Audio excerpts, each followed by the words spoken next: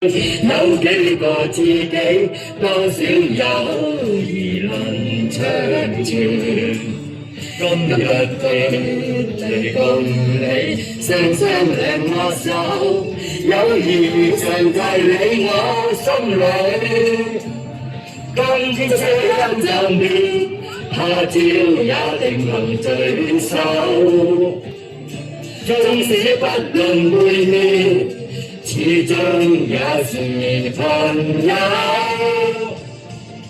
雖有萬里山，隔咗兩地遙，不需見面，心中也知曉，友誼是改不了。